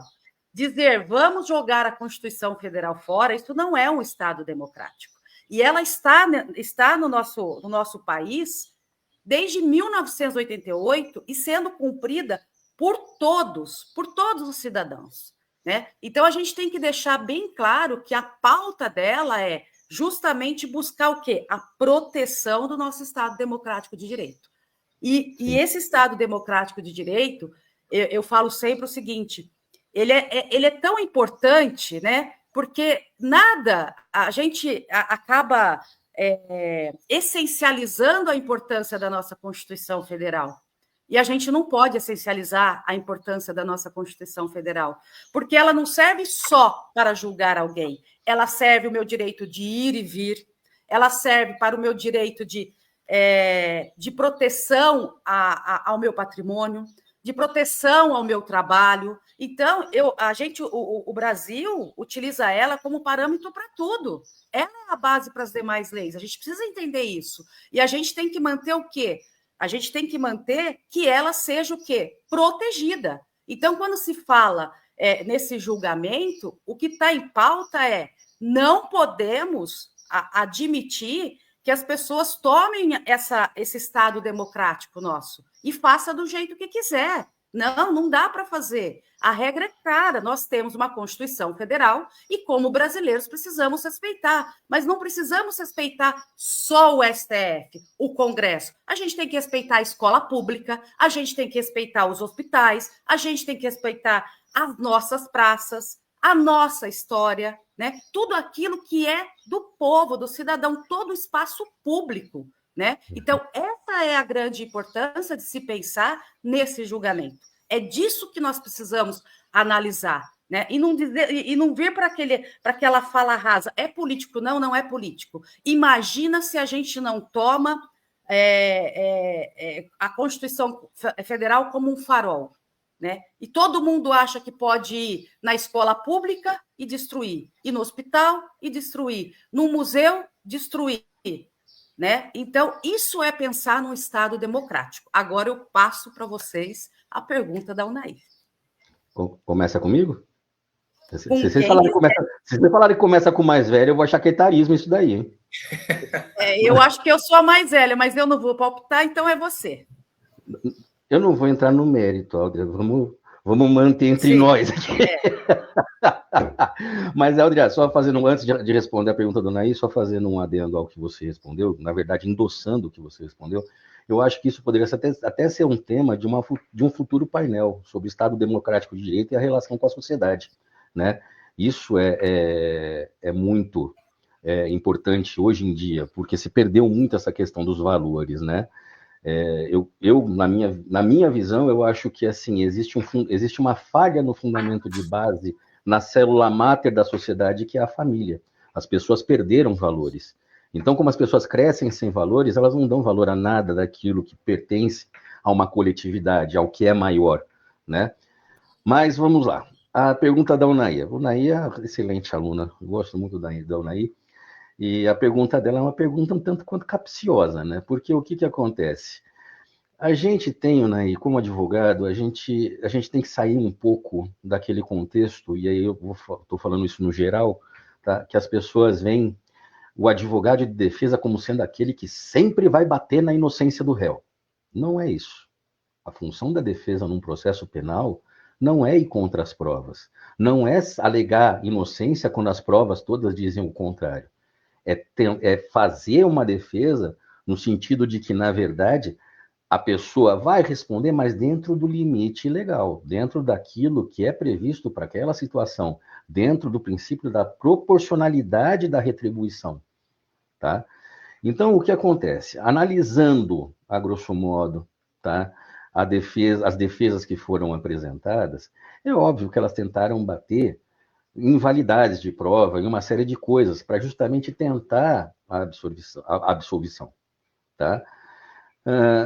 Se você tiver curiosidade de analisar o acervo probatório baseado na denúncia, e que foi o acervo probatório que foi utilizado também pela defesa, na minha visão, eles fizeram o que foi possível e cada um adota a estratégia que melhor entende, tá? Que melhor achar, que melhor vai satisfazer os interesses do cliente deles, né? Mas era um crime, é uma situação criminológica aí, por assim dizer, cuja defesa de inocência é extremamente difícil, tá? Por isso que teve esse apelo que a professora Ada estava falando agora, de falar, não, é político. Não é. Tá? É a mesma coisa que falar que assim, no Brasil existe crime de opinião. Não existe crime de opinião no Brasil. Você pode dar a opinião que você quiser. Você pode falar o que você quiser. Óbvio, desde que não venha, que não extrapole as raias do direito do próximo. Né? Não é que você pode falar o que você quiser, ofender quem você quiser e pronto, acabou. Não, você praticou um crime quando você comete uma ofensa contra alguém. Então, na gama de todos os crimes, tá, onde você teve essa acusação, são crimes muito difíceis a defesa técnica. Porque o que acontece? São os chamados crimes de empreendimento. Tá? Porque a própria tentativa do crime já consuma o crime. Então, se você tem já o esboço da tentativa, você já tem o crime consumado. Tá? Então, a defesa fez o que podia, e eu acho que foi muito bem apresentada. Porque se fosse bater naquilo que a gente fala assim, não, os juízes no Brasil têm uma mania de fixar a pena base sempre no mínimo. Se fosse bater em tudo aquilo que todo mundo achava que ia acontecer, as condenações teriam sido 43, 42, 41 anos, 40. Não, foram 27. Né? As pessoas esquecem, principalmente quem passa a notícia também às vezes esquece, que existem circunstâncias dentro de todo um fenômeno criminal que se ligam à pessoa do réu que diminui a pena. Ser maior de 70 anos de idade, né? Não ter condenação anterior, uma série de coisas. Então, se você começa a pegar as minúcias, você vê que a defesa foi bem feita dentro daquilo que podia fazer dentro do processo. O bom advogado não é aquele que consegue a inocência de todos os clientes deles que são réus. O bom advogado é aquele que não coloca a sua própria convicção ou a sua própria feição ou o seu próprio nome acima do direito do cliente. Ele defende o direito do cliente. Se você acha que o cliente é inocente, mas mesmo o teu cliente sabe que não é inocente, não tenta bater na inocência. Tá? Você vai jogar, é lógico, você pode falar o que você quiser. Como defesa do réu, teve um comentário aqui no chat aqui, que disse isso, né? A tentativa do réu é se ver livre da prisão, e sempre vai ser. E sempre vai ser. A prima facie, é raro as situações em que o réu chega e confessa na frente de todo mundo. Num caso de júri, num caso de latrocínio, num caso de roubo, dificilmente. Tá? Então, a defesa vai trabalhar com aquilo que ela tem na mão. Ela não pode trabalhar com aquilo que ela não tem na mão. Porque se ela começar a trabalhar com aquilo que ela não tem na mão, ela trabalha com achismo. E quando você trabalha com achismo, não dá certo. A verdade uma hora aparece. Este é um axioma inexorável, vamos colocar assim. A verdade, mais cedo ou mais tarde, vai aparecer. Né? Então, essa complicação da defesa, se torna complicada a defesa? Se torna, mas fizeram bem. Dentro daquilo que se tem dentro do panorama processual, a estratégia foi bem feita. Essa é a minha opinião. Quem vem agora? Masqueto ou Bia? É que eu fale, professor Beatriz? Não precisa ser os dois, pode ser um, porque nós temos várias questões aqui, e eu Legal. gostaria de, pelo menos, colocar mais 2 ou 3 para que a gente pudesse finalizar essa live nossa, tá bom? Legal. Eu vou ser bem sucinto, até que o professor Zé Paulo até foi covardia, né? Ele já falou tudo. Ô, louco! Mas, usando de todo esse contexto que foi colocado aqui, né? Primeiramente, a questão da UNAI, a gente tem que colocar bem claro, né? Como também o professor Zé Paulo falou, a gente nem poderia entrar no mérito, porque é uma conduta até antiética, né? Claro, para fins de discussão acadêmica, tudo bem, não há problema. Mas a gente nunca poderia discutir o que não foi feito ou o que deixou de ser feito. Eu acho que os réus estavam muito bem assessorados, tinham condição financeira abastada, quer dizer, contrataram os melhores profissionais para fazer suas defesas. Mas eu sempre falo em aula, e eu gostaria de repetir aqui, o criminalista, ele não ama o crime. O criminalista, ele não é conivente ao crime. O criminalista, ele quer defender os direitos do seu cliente.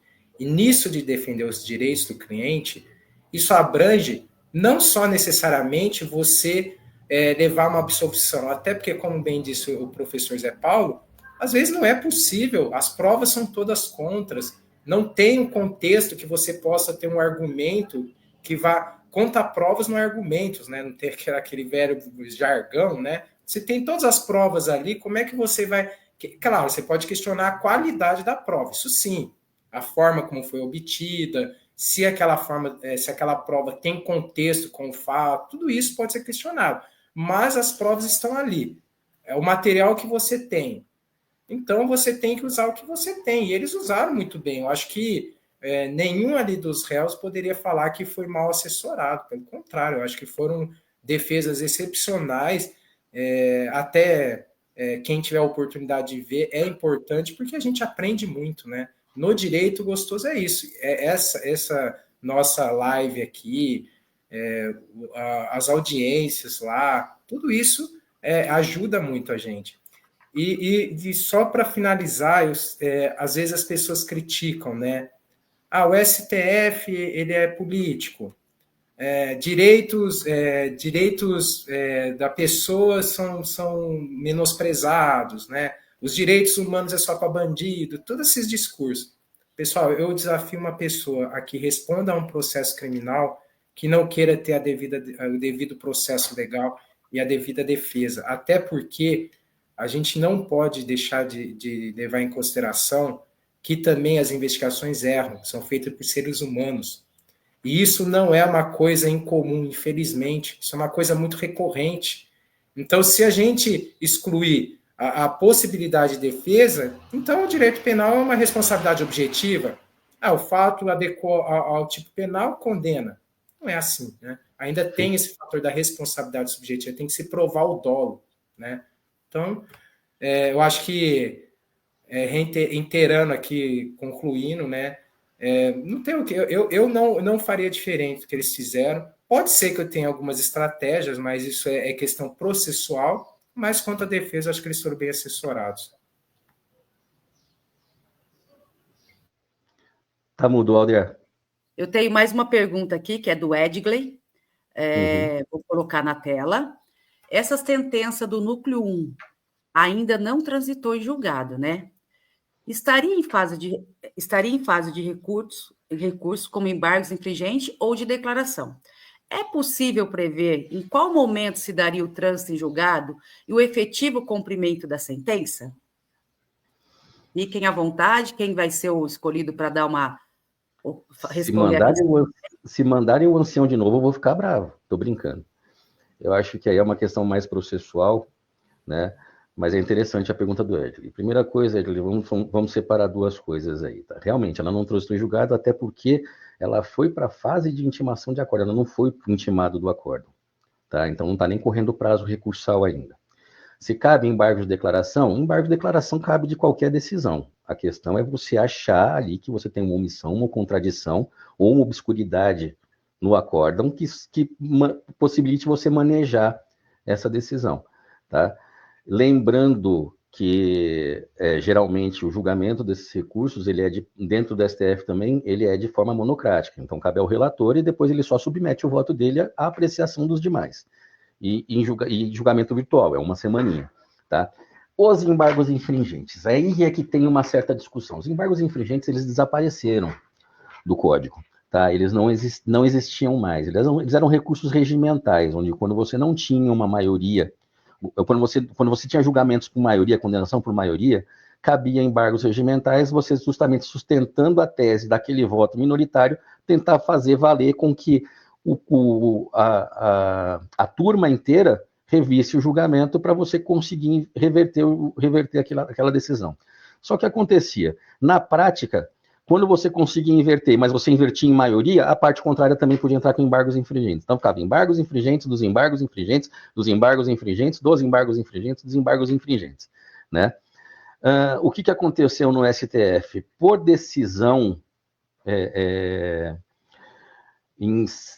na verdade, seria uma decisão vinculante, mas isso dentro do próprio STF, uma revisão que fizeram no regimento interno, não se admite embargos infringentes no STF quando você só tem um voto favorável. Teria que ter sido 3-2 para você conseguir levar. Tá? Mas essa é uma discussão que ainda vai ser enfrentada, porque a defesa vai tentar manejar isso. Tá? É óbvio que a defesa vai tentar postergar o máximo possível o trânsito em julgado, né? o passar do tempo. Então, o que eles puderem fazer, eles vão fazer. Para quê? Para se evitar o início do cumprimento da sentença em regime fechado. Tá? Porque nenhum desses recursos, o único que teria, na verdade, uma certa chance de fazer uma modificação no decisório seriam os embargos infringentes, mas por conta do regimento interno do STF, não é cabível ao caso. Tá? Então, assim, estimar em quanto tempo é uma pergunta um tanto quanto nefasta para a gente responder. Tá? Porque vai depender, primeiro, da intimação do acórdão. Quando sair a intimação do acórdão, uns 5 dias para os embargos de declaração. Aí entra os embargos de declaração. Primeiro vai ter que falar a PGR, para depois voltar à conclusão. Para daí sair a decisão dos embargos de declaração. Integrou a decisão dos embargos de declaração com o acórdão. Aí começa essa tese. Vamos entrar com embargos infringentes ou não? Vão tentar, é óbvio. Vão tentar. E tem que tentar mesmo. Tá? Como advogado, eu falo, você tem que tentar. Se você tem o recurso na mão, você pode fazer, faça. Ainda que você, no fundo, você acredite que vai ser inócuo. É justamente parte da sua estratégia. Tá? Existem estratégias que eu chamo de suicida, são a estratégia da bola de neve. Você vai enrolando, uma hora vai cair na sua cabeça. Tá? Mas tem que tentar. Então, não tem muito como estimar. Como é processo penal, não suspende prazo, corre mesmo nas férias, durante as férias forenses, recesso, continua correndo, não tem suspensão. Então pode ser que esse trânsito de julgado tanto aconteça em dezembro, como em janeiro ou fevereiro do ano que vem. Tá? Excelente explanação. Eu tenho mais uma questão aqui. Eu vou fazer, deixa eu pegar aqui, que eu saí do Prometo que eu não vou falar agora é a vez da Beatriz. Aqui, ó. A questão do Will. Vocês acham justo que alguém que cometeu um crime possa ter a pena reduzida se ajudar a descobrir crimes de outras pessoas? Considerando o trazido pelo professor Masqueto, que não adianta cortar um galho para resolver o problema, que a gente precisa chegar na raiz do problema e que a sociedade se beneficia em resolver a raiz do problema, em sanar o problema propriamente dito, sim, que a gente está fazendo um sacrifício para proteger a sociedade, descobrindo complexidades maiores do crime e chegando em quem precisa chegar. Porque pela delação a gente tem a ideia da hierarquia de uma organização criminosa, da divisão de tarefas. Então, sim, a gente acha justo que essa pessoa seja beneficiada, porque ela não vai ser isentada de pena nessa questão, nesse caso propriamente dito, porque ela só vai ter uma redução de pena, né? Então ele vai responder normalmente, ele continua sendo réu. Então, acredito, na minha opinião, é justo. Eu posso só fazer um adendo dessa questão? Claro. Eu vou até além. Eu acho que é necessário que haja esse benefício para se chegar a essa conclusão, porque, como a gente está falando, qual a intenção da pessoa é sempre se excluir da pena. Em nenhum momento uma pessoa vai querer confessar uma pena se não tiver nenhum benefício. Então, a justiça usa desse artifício para um bem maior, né? É o famoso bem maior, né? Você abre mão de uma situação para o bem maior, que é justamente resolver, ou tentar, pelo menos, resolver a situação. Então, eu acho também super válido. Eu acho super válido. Não podemos também perder, né, quando a gente fala na delação premiada, o cunho constitucional que ela tem. Né? A gente tem que entender isso, porque a gente olha para a delação premiada como uma forma de descobrir crimes maiores. Né? Então, é um benefício para quem fez a delação premiada?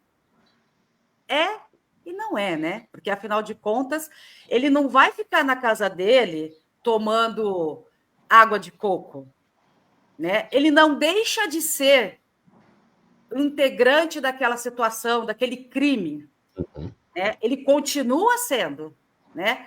A diferença é que ele vai ter alguns benefícios, até porque a gente tem que entender que ele pode perder até a própria vida, dependendo da organização criminosa que ele estiver.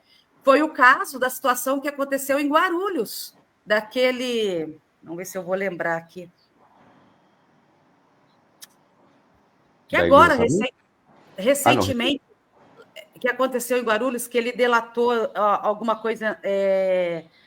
Nossa, teve uma repercussão muito grande. Que ele estava andando com segurança...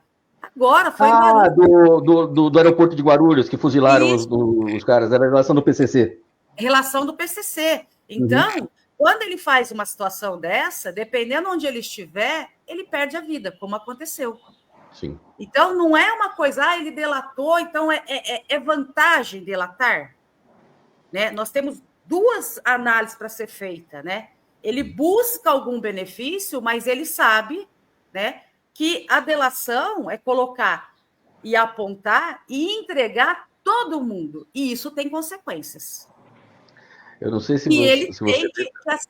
Pode falar, Zé Paulo. Eu não sei se você lembra, quando começou a delação, a Beatriz também não sei se vai lembrar disso, o Masqueto também pode ser que se lembre também disso. Quando começou a delação, elas começaram na esfera da Justiça Federal, aqui em São Paulo. E eu lembro que tinha uma tese, né, da defesa dos corréus, no caso, que falava o seguinte, está se presenteando a falta de caráter de uma pessoa. Que incentivo que você tem para fazer um negócio desse? Né? Aí é aquilo que você falou no começo da sua fala, Audrey. É você pesar, né, o bem maior. Né, o que você vai encontrar. E é óbvio que existe um risco, no caso da delação, que nem foi esse caso do Bitsbach que o professor Tarcísio acabou de falar aqui, né? O que acontece? Existe um risco, e o delator, ele sabe que a partir do momento que ele fez a delação, quando a coisa é muito grande, e que a vida dele acabou. Não no sentido de que ele vai morrer, mas que aquela vida que ele tinha antes, no Brasil, ou em qualquer lugar do mundo, ele não vai ter mais. Né? Tanto é que o próprio Mauro Cid já falou que, cumpridos os 2 anos de pena dele, ele vai embora do Brasil.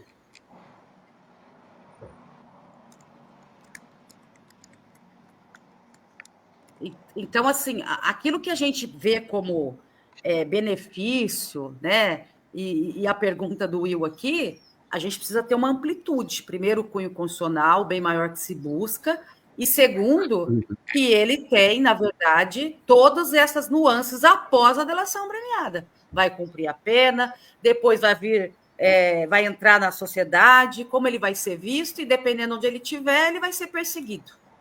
Né? Isso não é novidade para ninguém. Então, é importante que a gente entenda isso. Né? Eu tenho mais uma pergunta aqui. Eu queria só colocar um adendo também, que a lei do criminoso não é igual à nossa lei. Né? A partir do momento que você aponta o dedo para um criminoso, ele não vai chegar e vai falar, você vai cumprir pena. Não, simplesmente você morre. Então tem que ser sopesado justamente isso. Até que ponto que criminalmente falando, pode até ser vantajoso, mas a vida da pessoa acabou, né? Ela nunca mais vai ter uma vida de sossego, né? Até porque faz parte daquilo que ele integrou, né? É consequência. Não tem Uhum. jeito, né? Eu tenho uma pergunta aqui do nosso professor Manda. Tarcísio. Ele gostaria de saber qual colaborador perdeu os benefícios da delação por alterar versões. Neste Vocês caso sabem? da Ação Penal 2668, É, olha, eu não tenho conhecimento de um outro delator. O único delator que teve nesse caso, desde o começo, foi o Mauro Cid, né? Eu sei de alguns outros casos, mas não com tanta repercussão como a Ação Penal 2668, principalmente na esfera federal aqui em São Paulo, de delatores que sim perderam o benefício porque, na verdade, usaram a delação de forma mentirosa e mais complicaram o processo do que ajudaram. Tá? Mas não seria nenhum caso assim de renome para poder falar, olha, tal caso foi assim. Neste caso da Ação Penal 2668, salvo engano, não teve nenhuma delação quebrada, só tentaram quebrar a delação do Mauro Cid e que foi convalidada. perfeito. Inclusive, foi uma das menores penas, né? Porque estava no acordo, né? Ficou 2 anos, né, de pena, mais uma série de coisas, porque a maioria entendeu que ele não tinha quebrado a delação, que ele não tinha faltado com a verdade, apesar daquela história das versões, mas aí é de sexo dos anjos. Eu sei que na operação do Lava Jato, sim, lá teve muita repercussão em relação à delação premiada, mas essa realmente acho que foi mais a questão do Mauro Cid, não houve, não. A do Mas Marcelo Debrecht, né, foi quebrada, né? operações- A do Marcelo Debrecht foi quebrada, né, no mensalão, não foi? Sim, sim. Teve até um diretor que participava de uma empresa, que É ele verdade. foi. Aí, depois a questão da delação premiada, que a pessoa delatou ele só para ter os benefícios, depois se descobriu que, na verdade, não era aquilo e perdeu o direito à delação. Então, mas nessa operação, não, que eu também me recordo, nesse julgamento, né, melhor dizendo, eu não me recordo também, não. Bom, então, nós estamos finalizando, né? Eu acho que foi uma manhã de sábado muito proveitosa. Amei. Não, vocês sabem que não é a minha área, o direito penal, mas foi um grande prazer, né? Estar aqui com vocês, ouvindo a opinião de cada um de vocês, um posicionamento claro, um posicionamento ético, jurídico, né? Acima de tudo, que é o que a gente espera, porque nós somos formadores, né? De futuros operadores do direito. Sim. E acho que não cabe um posicionamento diferente, no sentido que eles cheguem às suas conclusões após as suas leituras, após os seus debates, né? E após análise teórica acima de tudo, né? Então, finalizando, eu gostaria de agradecer a presença de todos, a audiência, todos que participaram, né? E pedir para que vocês acompanhem as nossas redes sociais. Em breve teremos outras lives até o final de dezembro, porque eu gosto demais de fazer essas lives, né? É muito gostoso, ela é uma possibilidade da gente conversar de uma forma mais solta e a oportunidade das pessoas que não estão dentro da faculdade, que é esse o papel também da faculdade, né? De ter um diálogo com a comunidade. E isso foi muito importante. Então, seguem a gente, né? Segue as nossas redes sociais para acompanhar nossas lives e deixo aqui para que as pessoas entrem no nosso site, conheçam a nossa faculdade, será um prazer recebê-los também, e gostaria de agradecer, um agradecimento especial aos professores Zé Paulo, Marcos Masqueto, Beatriz, que foram tão cirúrgicos nos seus posicionamentos.